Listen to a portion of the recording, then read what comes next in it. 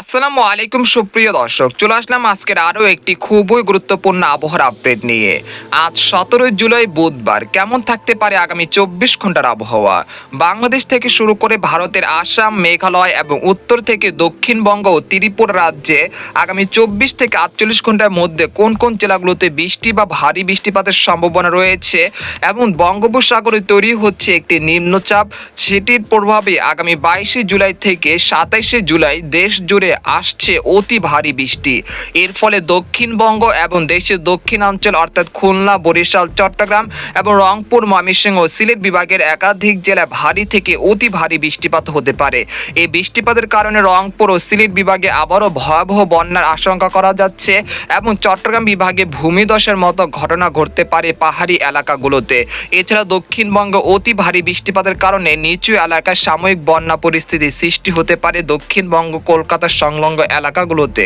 তো এই নিম্নচাপটি কবে তৈরি হতে পারে এবং আজ কোন কোন জেলাগুলোতে বৃষ্টিপাতের সম্ভাবনা রয়েছে, তো এই বিষয়ে বিস্তারিত জানতে হলে ভিডিওটি প্রথম থেকে শেষ পর্যন্ত দেখতে থাকুন। আর আপনি কোন জেলা থেকে আমাদের আবহাওয়ার খবরটি দেখছেন, অবশ্যই আপনার জেলার নামটি আমাদের কমেন্ট বক্সে জানিয়ে দিবেন। আর সবার আগে সবার প্রথম সঠিক আবহাওয়ার খবর জানতে আমাদের চ্যানেলটিকে সাবস্ক্রাইব করে রাখুন। এবার জেনে নেওয়া যাক এক নজরে। বন্ধুরা, এই মুহূর্তে আমরা সরাসরি বায়ু মোডে চলে আসলাম। এখানে আমরা দেখতে পাচ্ছি যে বর্তমানে দক্ষিণ মধ্য বঙ্গোপসাগর বা পশ্চিম মধ্য বঙ্গোপসাগরে একটি লঘুচাপ অবস্থান করছে, যেটা ভারতের উড়িষ্যা বা বিশাখাপট্টনমের উপকূলে।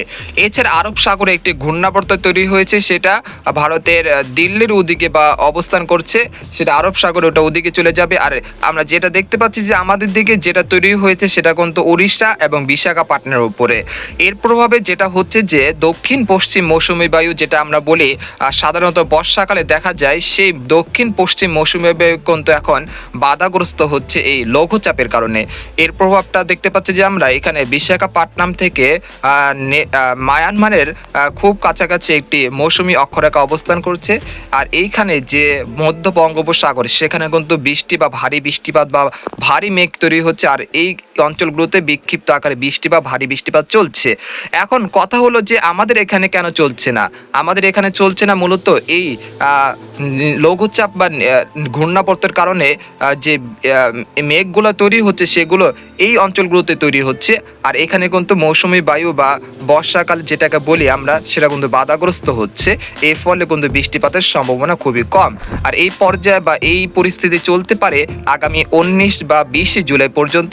আমরা দেখতে পাচ্ছি যে আগামী 19 জুলাই অর্থাৎ শুক্রবার একটি লঘুচাপ তৈরি হতে পারে, যেটা কিছুটা শক্তি বাড়িয়ে নিম্নচাপে রূপ নিতে পারে।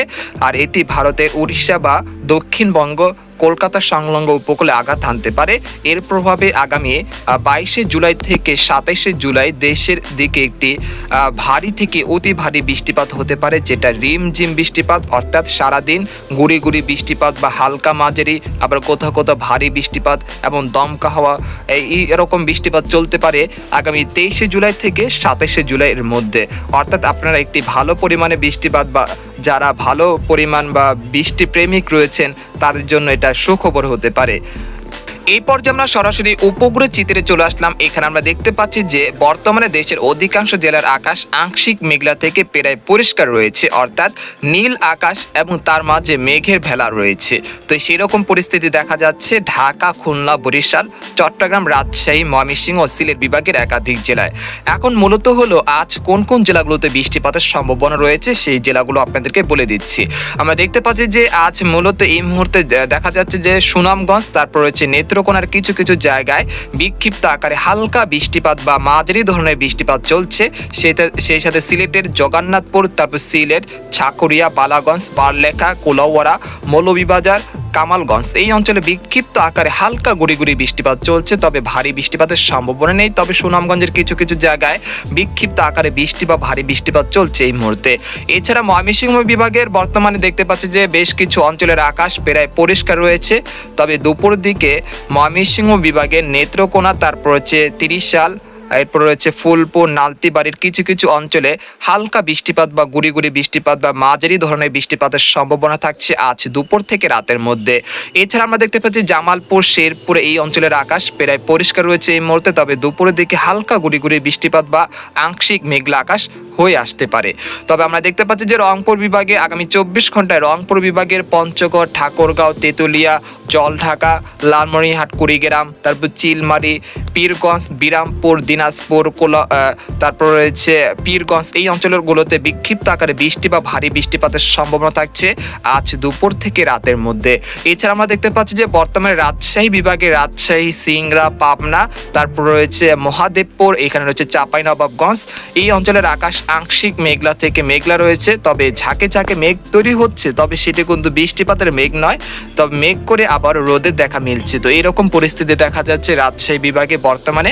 তবে আজ দুপুরের দিকে হালকা মাঝারি বৃষ্টিপাতের সম্ভাবনা থাকছে রাজশাহী, চাঁপাইনবাবগঞ্জ, বগুড়া, তারপর রয়েছে আদামদিঘি, নন্দীগ্রাম, তারপর এখানে রয়েছে পাবনা, সিরাজগঞ্জ এই অঞ্চলে বিক্ষিপ্ত আকারে হালকা মাঝারি বৃষ্টিপাতের সম্ভাবনা থাকছে প্রায় 50 থেকে 60% মতো।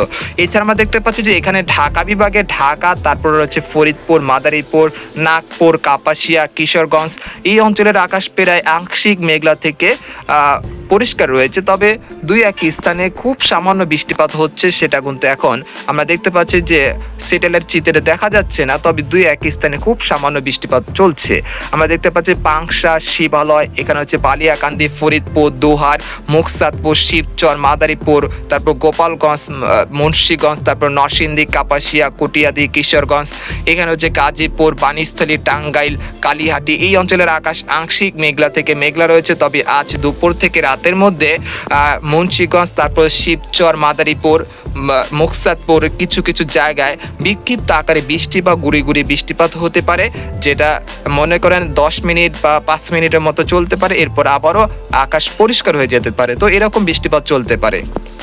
এরপর আমরা দেখতে পাচ্ছি নরসিংদী, তারপর কাপাসিয়া, কিশোরগঞ্জ এই অঞ্চলগুলোতে আজ দুপুর থেকে রাতের মধ্যে বিক্ষিপ্ত আকারে বৃষ্টি বা ভারী বৃষ্টিপাতের সম্ভাবনা থাকছে। এছাড়া আমরা দেখতে পাচ্ছি যে বর্তমানে খুলনা বিভাগের আকাশ প্রায় আংশিক মেঘলা থেকে পরিষ্কার রয়েছে, রোদ ঝলমলে আকাশ রয়েছে, একটি মনোরম আবহাওয়া দেখা যাচ্ছে। খুলনা, সাতক্ষীরা, শ্যামনগর, যশোর, লোহাগাড়া, তারপর শাইলকোপা, মেহেরপুর, এখানে রয়েছে মংলা, বাগেরহাট এই অঞ্চলগুলোর আকাশ আংশিক মেঘলা থেকে পরিষ্কার রয়েছে, তবে আজ দুপুর থেকে রাতের মধ্যে খুলনা বিভাগে দুই এক স্থানে ঝাঁকে ঝাঁকে বৃষ্টিপাত বা হালকা মাঝারি বৃষ্টিপাতের সম্ভাবনা রয়েছে, যেমন খুলনা, তারপর হচ্ছে নড়াইল, যশোর, এখানে কোট চাঁদপুর, তারপর রয়েছে মেহেরপুর, এখানে রয়েছে চুয়াডাঙ্গা, এখানে রয়েছে মাগুরা, নড়াইল, আর এদিকে রয়েছে নিচের জেলাগুলো সাতক্ষীরা, শ্যামনগর, মংলা, বাগেরহাট এই অঞ্চলগুলোতে আজ দুপুর থেকে রাতের মধ্যে বিক্ষিপ্ত আকারে বৃষ্টি বা বজ্র বৃষ্টির সম্ভাবনা থাকছে। এছাড়া আমরা দেখতে পাচ্ছি যে বরিশাল বিভাগে বর্তমানের আকাশ আংশিক মেঘলা থেকে মেঘলা রয়েছে, মেঘলা থেকে পরিষ্কার রয়েছে, যেমন বরিশাল, কাউখালী, জয়নগর, বাগেরহাট, মীর হাজীগঞ্জ, মাঠবাড়িয়া, তারপর রয়েছে গোপীনাথপুর, এখানে রয়েছে ভোলা, তারপর রয়েছে বরহদ্দিন, লালমোহন, চরফেশন, খেপুপাড়া, পটুয়াখালী, বরগুনা এই অঞ্চলের আকাশ আংশিক মেঘলা থেকে প্রায় পরিষ্কার রয়েছে, তবে আজ দুপুর থেকে রাতের মধ্যে উপকূলবর্তী জেলাগুলোর রয়েছে, যেমন মাঠবাড়িয়া, তারপর হচ্ছে পাথরঘাটা, খেপুপাড়া, পটুয়াখালী, মীর হাজীগঞ্জ, জয়নগর, চরফেশন, লালমোহন, হাতিয়া এই অঞ্চলগুলোতে বিক্ষিপ্ত আকারে হালকা মাঝারি বৃষ্টিপাত বা ভারী বৃষ্টিপাত হতে পারে আজ দুপুর থেকে রাতের মধ্যে। এছাড়া আমরা দেখতে পাচ্ছি যে বর্তমানে চট্টগ্রাম বিভাগের বেশ কিছু অঞ্চলের আকাশ রোদ ঝলমলে ফকফকে রোদের দেখা মিলছে, সেই সাথে নীল আকাশে মেঘের ভেলা দেখা যাচ্ছে, অর্থাৎ বর্ষাকালের মতো মেঘের আনাগোনা দেখা যাচ্ছে, রোদ আর মেঘের লুকোচুরি চলছে। অর্থাৎ আমরা দেখতে পাচ্ছি চট্টগ্রাম বিভাগের বেশ কিছু অঞ্চলের আকাশ প্রায় পরিষ্কার রয়েছে, তবে আজ দুপুর থেকে রাতের মধ্যে পার্বত্য চট্টগ্রাম, খাগড়াছড়ি, তারপর হচ্ছে দীঘিনালা, এখানে হচ্ছে রাঙ্গামাটি, বিলাইছড়ি, রাজস্থলী, তারপর সাতখানিয়া এই অঞ্চলগুলোতে বিক্ষিপ্ত আকারে বৃষ্টি বা ভারী বৃষ্টিপাতের সম্ভাবনা থাকছে আজ দুপুর থেকে রাতের মধ্যে। এছাড়া ভারতের ত্রিপুরা রাজ্যের আগারতলা, আমবাসা, আমারপুর এই অঞ্চলগুলোতে বিক্ষিপ্ত আকারে মেঘ তৈরি হয়ে আজ দুপুর থেকে রাতের মধ্যে বিক্ষিপ্ত আকারে বৃষ্টি বা ভারী বৃষ্টিপাত হতে পারে। আর চট্টগ্রাম বিভাগের ব্রাহ্মণবাড়িয়া, কুমিল্লা, তারপর নোয়াখালী, ফেনী, চাঁদপুর এই অঞ্চলগুলোতে বিক্ষিপ্ত আকারে হালকা গুড়ি গুড়ি বৃষ্টিপাতের সম্ভাবনা থাকছে আজ দুপুর থেকে রাতের মধ্যে। মূলত আজ ভারী বৃষ্টিপাতের সম্ভাবনা থাকছে রংপুর, ময়মনসিংহ, সিলেট, তারপর চট্টগ্রাম, খুলনা, বরিশাল বিভাগের কিছু কিছু জায়গা বিক্ষিপ্ত আকারে বৃষ্টি বা ভারী বৃষ্টিপাত হতে পারে প্রায় 10 থেকে 20 মিনিটের মতো। তো এই ছিল আজকের পূর্বাভাস। এই পর্যায়ে আমরা জেনে নেব যে দক্ষিণবঙ্গে আগামী 24 ঘন্টায় কোন কোন জেলাগুলোতে বৃষ্টিপাতের সম্ভাবনা থাকছে। আমরা দেখতে পাচ্ছি দক্ষিণবঙ্গে বর্তমানে আকাশ আংশিক মেঘলা থেকে মেঘলা রয়েছে, সেই সাথে বর্ষাকালের মতো রোদ আর মেঘের লুকোচুরি চলছে।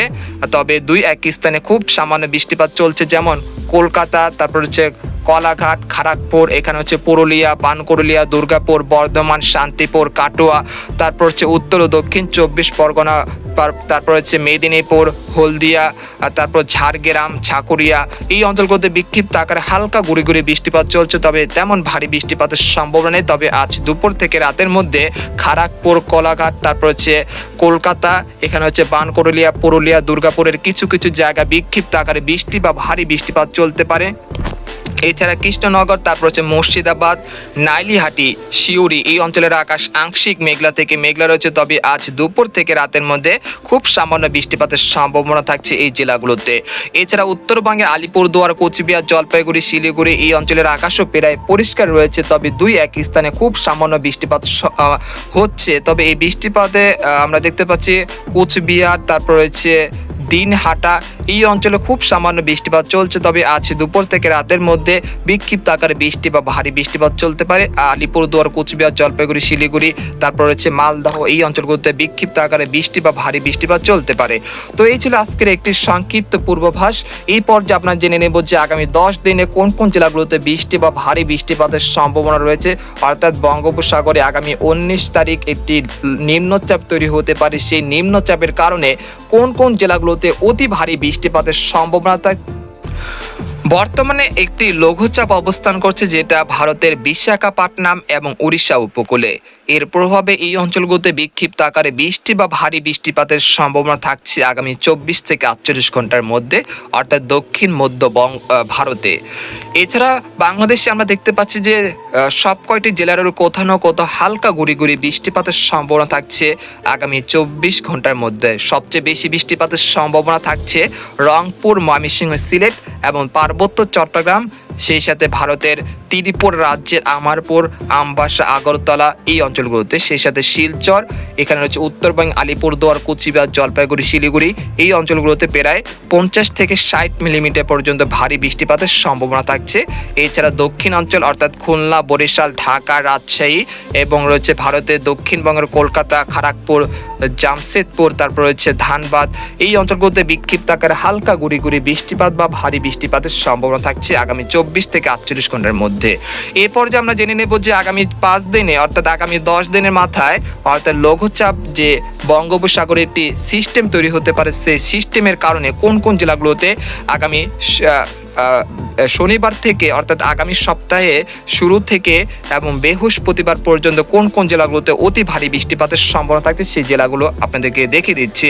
আমরা দেখতে পাচ্ছি যে নিম্নচাপের ফলে সর্বোচ্চ বৃষ্টিপাত থাকতে পারে খুলনা, বরিশাল, চট্টগ্রাম বিভাগ এবং দেশের উপকূলবর্তী যে জেলাগুলো রয়েছে, যেমন মাঠবাড়িয়া, খেপুপাড়া, পটুয়াখালী, লালমোহন, চরফ্যাশন, হাতিয়া, তারপর হচ্ছে ফরিদপুর, তারপর হচ্ছে ফরিদগঞ্জ, এখানে হচ্ছে চট্টগ্রাম, তারপর ছাকুরিয়া, তারপর হচ্ছে টেকনাফ, তারপর রয়েছে এখানে কক্সবাজার, তারপর হচ্ছে খাঞ্চি, তারপর হচ্ছে রাজস্থলী, মানিকছড়ি, বান্দরবন এই অঞ্চলগুলোতে বিক্ষিপ্ত আকারে বৃষ্টি বা ভারী বৃষ্টিপাত হতে পারে। প্রায় 100 থেকে 150 মিলিমিটার অতি ভারী বৃষ্টিপাতের সম্ভাবনা থাকছে আগামী 10 দিনের মাথায়, অর্থাৎ আগামী সপ্তাহের শুরু থেকে মঙ্গলবার পর্যন্ত এই বৃষ্টিপাতের সম্ভাবনা থাকছে।